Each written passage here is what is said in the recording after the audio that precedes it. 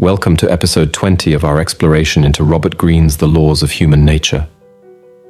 We humans always seem to crave more, as if we're inherently wired to believe that something better is always just beyond our grasp. In this episode, we'll delve into this profound yearning, which we'll refer to as the supreme desire, and examine how it influences our lives and decisions. Think about it. How often do you look at what others have and think, I wish I had that? This is what we can call the constant craving for more. It's a part of who we are, and it's important to understand it. Sometimes this feeling can be good. It can make us want to improve ourselves and our lives. When we're not happy with what we have, we might work harder to get something better. It can make us use our imagination and think of new possibilities. As we get older, this feeling can keep us young at heart and our minds active. But here's the tricky part. We need to control this feeling. If we don't, it can cause problems. Sometimes we're just bored and want change for the sake of change. This can waste a lot of our time and energy. Let's think about jobs, for example. You might be unhappy with your job and decide to make a big change. You might switch to a completely different career, which means learning new skills and meeting new people. At first, it's exciting because it's all new. But after a few years, you might start feeling unhappy again. You might think, this new job isn't right either. In cases like this, it might have been better to think more carefully about what exactly you didn't like in your old job. Maybe you could have made a smaller change instead of a big one. You could have found a job that's similar to your old one, but fixes the things you didn't like. The same goes for relationships. Some people spend their whole lives looking for the perfect partner. But guess what? There's no such thing as a perfect person. Instead of always looking for someone better, it's better to accept that everyone has flaws. You might even learn to like some of these flaws. It's more important to learn how to make a relationship work, which isn't always easy. We should also be careful about always wanting the newest things or copying what others want. Instead, we should spend time figuring out what we really like and need.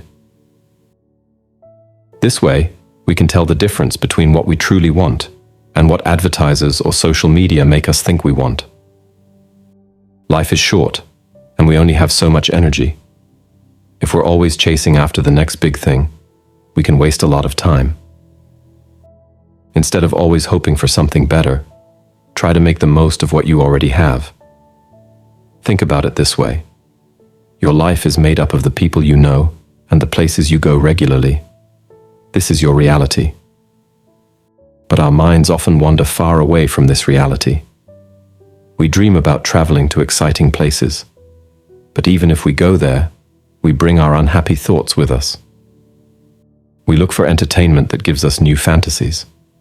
We read books full of ideas that have nothing to do with our daily lives. But none of this endless wanting of far-off things ever makes us happy. It just makes us want more things that we can't have. In the end, you can't escape from who you are.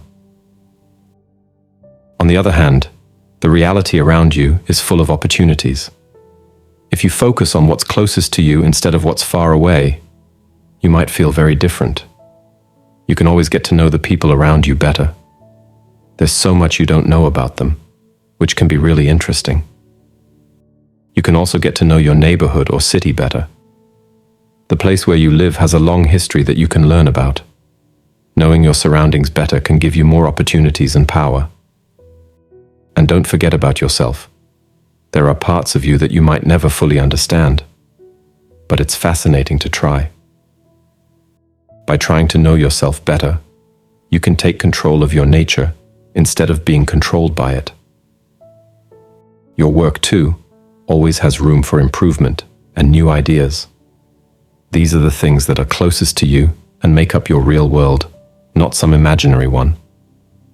In the end, what we should really want is a deeper connection to reality. This can bring us calm, focus, and the power to change the things we can actually change. The philosopher Arthur Schopenhauer had an interesting idea about this. He said it's good to let your friends know now and then that you could do without them. This might sound strange, but he thought it would make the friendship stronger. He even said it's okay to show a little bit of attitude sometimes. It might make people value your friendship more. But if you really think highly of someone, Schopenhauer said you should hide it like it's a secret. This isn't always fun to do, but he thought it was right. He pointed out that even a dog doesn't like being treated too nicely, let alone a person. In conclusion, understanding and controlling our desires is a key part of living a fulfilling life. While it's natural to want more, true happiness often comes from appreciating what we already have and deepening our connections with the people and places around us. By focusing on our immediate reality and working to improve it, rather than always chasing after distant dreams, we can find greater satisfaction and personal growth. If you enjoyed this video, please hit the like button. If something resonated with you, share your thoughts and personal experiences in the comments below. Your insights could be valuable to others. Now, a quick reminder. Make it a habit to learn something beneficial every day. The content you consume is like food for your brain, so be intentional about it. Otherwise, the algorithm might start influencing your thoughts.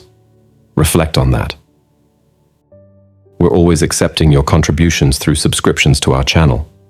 Your support will help us with upcoming projects and ensure we continue delivering top-notch content. Join us by subscribing today.